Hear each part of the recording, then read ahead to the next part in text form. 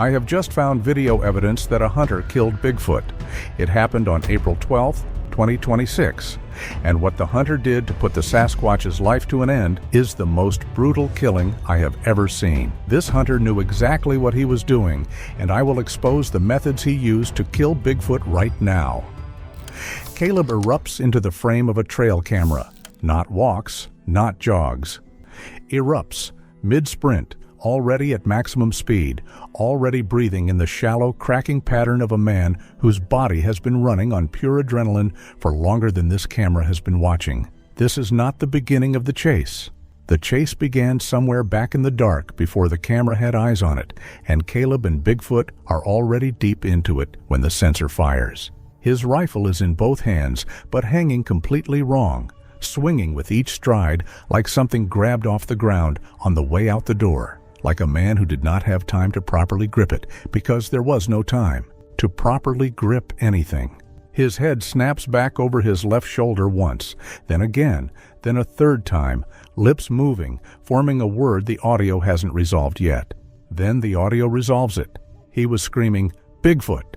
He doesn't say it like a question. He doesn't deliver it the way you'd say it to a friend as a joke, a story told around a fire.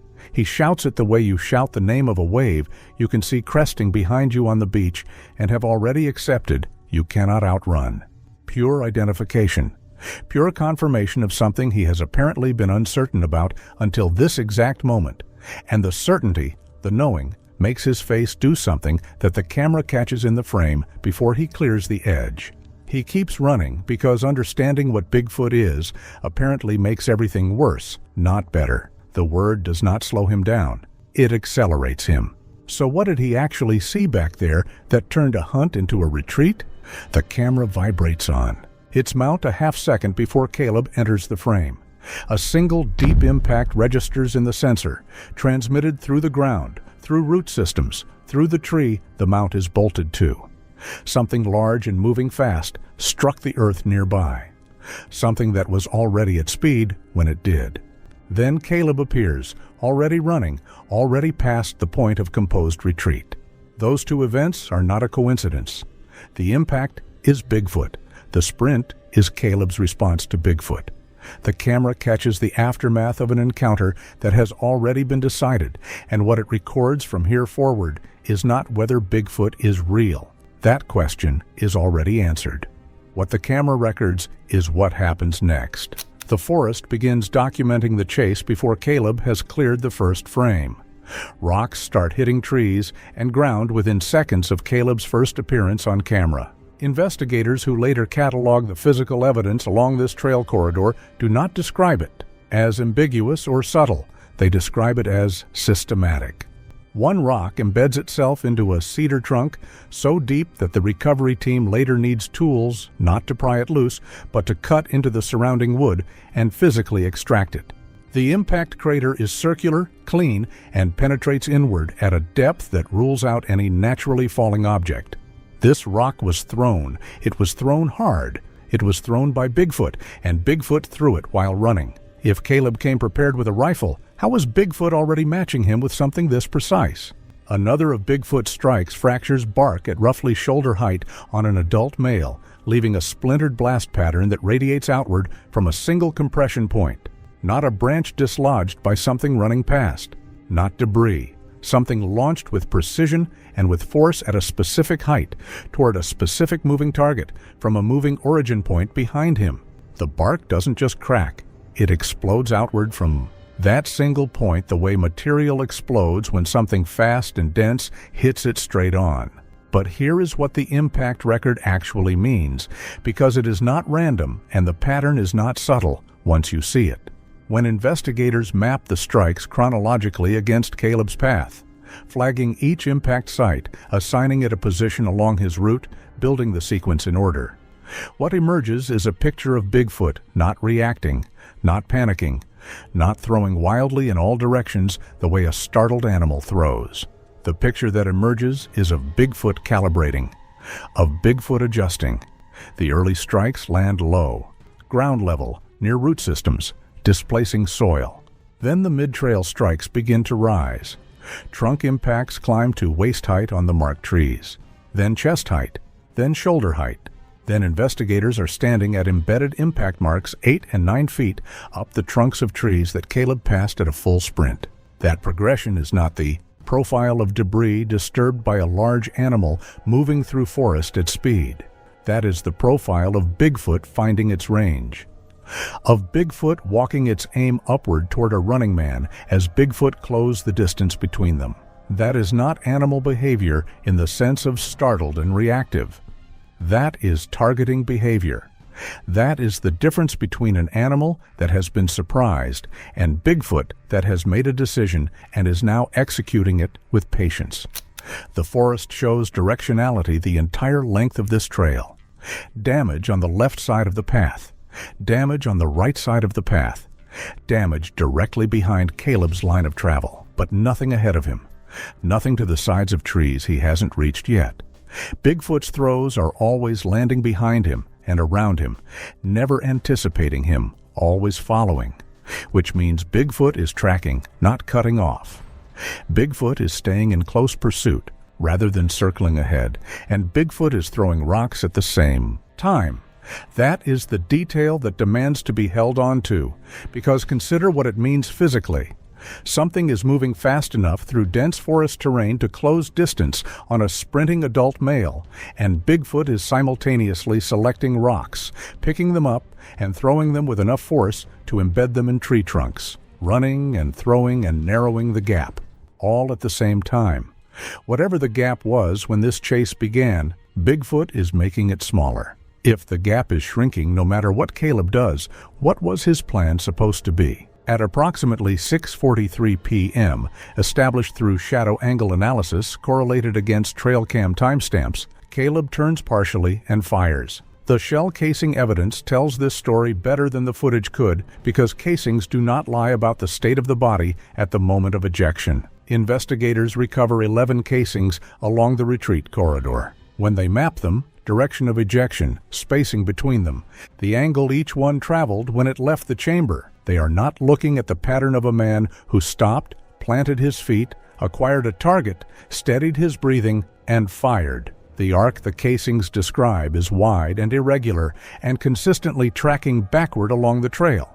This is a man firing while his legs are still moving, firing while his body is actively destabilizing, squeezing the trigger while the rest of him is committed to forward motion, because stopping is not a viable option with Bigfoot closing behind him. 3 of the rounds strike trees in the area directly ahead of where Caleb was standing when he fired, and all 3 are angled upward. This is the detail that should stop every person looking at this evidence cold, because it reframes everything about the encounter up to this point. Because if he's aiming up, just how big was what he was shooting at? Bigfoot was moving through that brush at full stride without ducking, without crouching, without lowering its profile in response to incoming fire. 11 rounds, and Bigfoot did not lower itself. The bullets were not stopping Bigfoot. They were not redirecting Bigfoot. They were not changing the rate at which Bigfoot was closing distance. And Bigfoot knew this. Bigfoot had absorbed gunfire and was still coming, and the casing pattern tells you Caleb knew that the bullets weren't working. The forest answers immediately after Caleb fires. A rock strikes a tree directly above where Caleb's last ejected casing was found. Bigfoot's response landing within seconds of Caleb's last shot, which tells you something about how much distance existed between them at this point.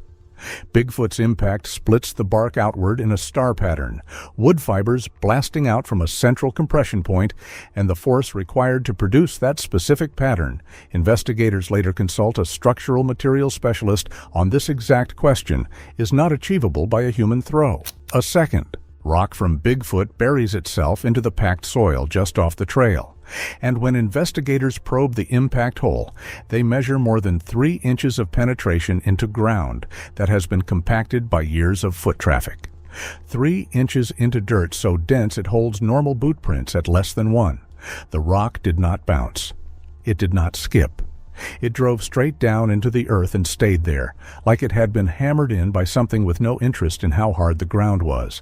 If that kind of force lands just inches off his path, how long before one lands on him? From this point forward, the gap between Caleb and Bigfoot collapses. The second trail camera in the network catches fragments of this phase. The footage is genuinely difficult to watch. Caleb stumbles into the lower left of the frame. His right knee hits the ground hard, full impact, full weight, and his left arm swings wide for balance, and for a complete half second, it looks like the run ends right there on that patch of trail. But he shoves himself back upright and keeps going, and what the camera catches in those half-second frames where his knee is down is the expression on his face looking back in the direction Bigfoot is coming from. He shoves himself back up. The rifle stock is visibly cracked at this point, a fracture running along the wood that was not present in the earlier footage. Bigfoot's thrown rocks have been landing close. His breathing, which the audio segment picks up clearly in this stretch, is no longer the hard rhythmic labor of a man pacing himself through exertion. It is sharp and breaking, the kind of breathing that happens when a body has burned through its reserves and is running on the last of something that is not replenishable. And if his body is already at its limit, how is he ever supposed to finish what he started? And then, between the trees behind him, 40 feet back, moving through a gap between two large trunks, Bigfoot crosses the frame. But before we get into that, you need to see this, because we found more evidence of Bigfoot similar to this. We got files, pictures, and even footage that never made it online. Things that were taken down, ignored, or completely removed. We gathered everything into one file. If you want to see it, it's in the description. Now back to the story. The shape that moves through that gap is upright and bipedal. Bigfoot's shoulders clear the lower branches of the surrounding trees, and those branches hang 8 feet off the ground. The shoulder width of Bigfoot, measured against trunk diameters established from later site photography to provide scale, falls between 28 and 32 inches across. The arms hang long, not human proportion long, longer than that, substantially longer, and vegetation at mid-trunk height brushes against the backs of Bigfoot's hands as Bigfoot passes without any downward reach at all. If Caleb set out to hunt this, how did he plan to handle something built this far outside human scale? The trees themselves respond to Bigfoot's passage not by breaking, but by bending slightly under incidental contact as the bulk moves through. The form is wide enough that it makes contact with them simply by moving forward in a straight line. Bigfoot does not adjust its path for the trees. The trees adjust for Bigfoot. Bigfoot is visible in the gap for somewhere between 2 and 2.5 seconds, depending on how the frame count is read. Just long enough for the shape to register as something solid, something upright, something that does not belong between those trees and never has. There is mass there. There is height. There is a forward tilt to Bigfoot's shoulders that communicates motion even before Bigfoot actually moves across the gap. And then Bigfoot does, fast and controlled, slipping back behind the cover of a thick trunk and low-hanging limbs, and the frame collapses back into nothing but layered greens and browns. Forest. Empty space where something very large very clearly was half a second ago.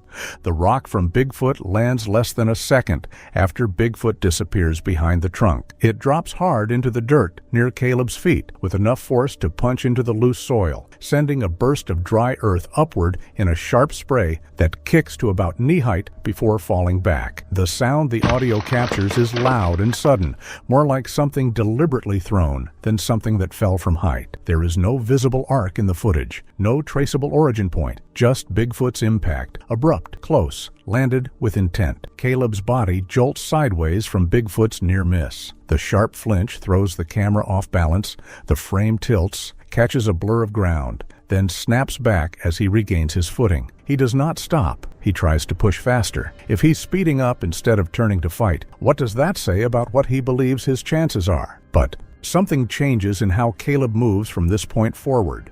Up until Bigfoot's rock lands near his feet, his stride is long and consistent. Panicked, but still controlled. Still the stride of a man who believes he might be able to outrun what is behind him. After Bigfoot's near miss, there is a noticeable change. His steps shorten, his shoulders rise and tighten. The camera shake becomes more erratic in a way that suggests his footing is becoming less certain or his legs are beginning to fail him. He keeps running, but the rhythm of a man who believes he can survive this is gone from his movement, and the gap between Caleb and Bigfoot is no longer what it was. By the time Caleb steadies the camera again, breathing louder, steps uneven and shortening, the space behind him no longer feels like 40 feet. The ravine is where the distance finally collapses to nothing. Caleb's rifle is found in this zone. This rifle was gripped by Bigfoot and forced apart. One of Caleb's boots is found nearby, heel first in the mud, driven deep enough into the earth that pulling it free requires deliberate effort. He did not step out of it. The geometry of the impression, full heel, full weight, deep, is the geometry of a boot that was still planted in the ground when the person wearing it was removed from it. Caleb was pulled upward out of the boot while Bigfoot held it planted. The heel stayed, but Caleb did not. If Bigfoot can strip him out of his own footing like this, what control does Caleb have left over anything? The final trail camera sits just past the ravine edge. The footage from this last segment is unstable from the first frame.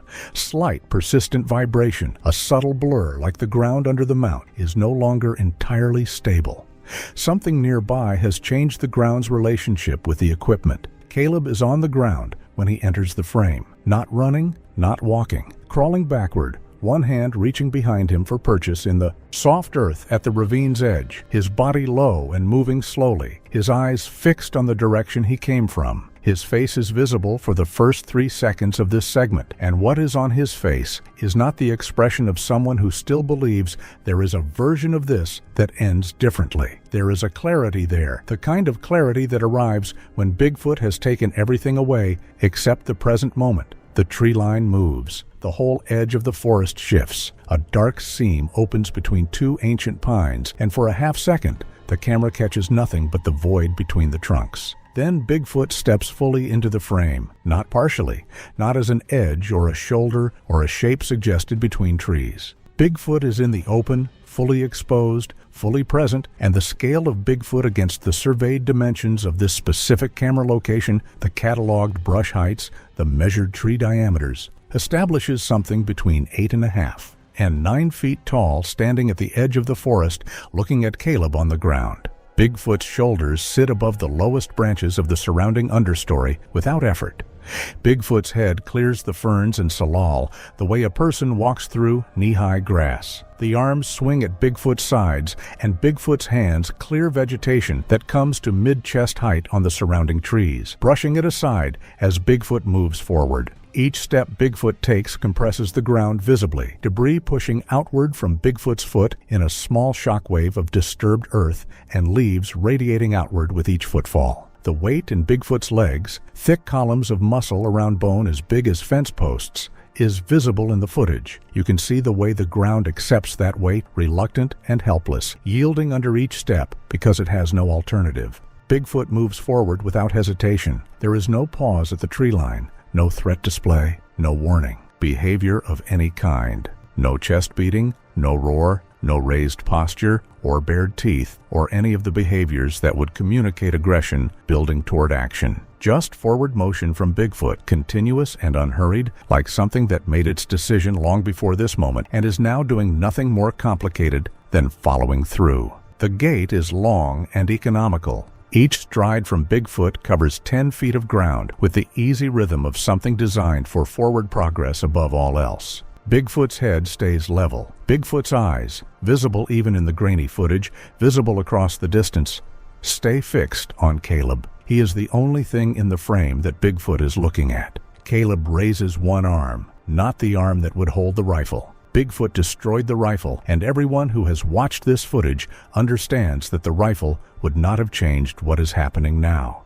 He raises his left arm, the one nearest the camera. His hand opens. His fingers spread. It is not a fighting gesture. It is not surrender in any formal sense. It is something that exists between those two things. A reflex, maybe, or something that comes from a place in a person that acts when all the other parts have run out of actions to take. A rock from Bigfoot hits the camera mount first. The view swings hard upward, tilting the frame toward canopy and open sky. And for the final 2 seconds of stable footage, the angle looks up and back toward where Bigfoot was standing. In that final tilted frame, Bigfoot is leaning down into Caleb's space, over him, filling the frame above him. Bigfoot's torso blocks out the available light. The far arm of Bigfoot is planted on the ground for balance, and that hand alone is larger than Caleb's head. Bigfoot's near arm, the reaching arm, is descending with the palm open. Not clawing, not swatting. Descending the way something descends when the mechanism holding it up lets go.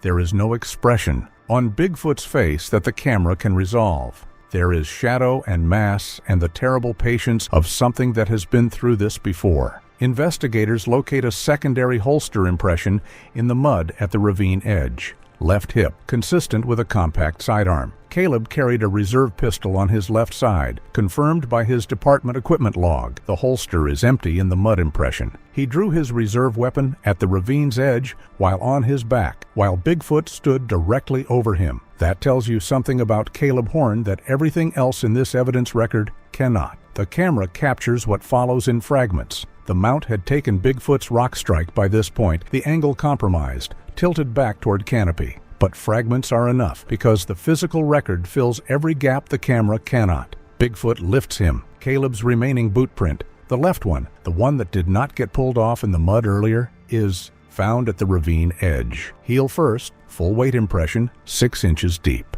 Then there is nothing. No further boot impressions ahead of it. No drag marks, no signs of a man crawling or scrambling or rolling backward over the rim. Just the single boot print, and then absence. Bigfoot picked Caleb up off the ground before his feet had another chance to touch the earth. Bigfoot stood at the edge of that ravine and extended its arms out over open air. And what was in those arms was Caleb.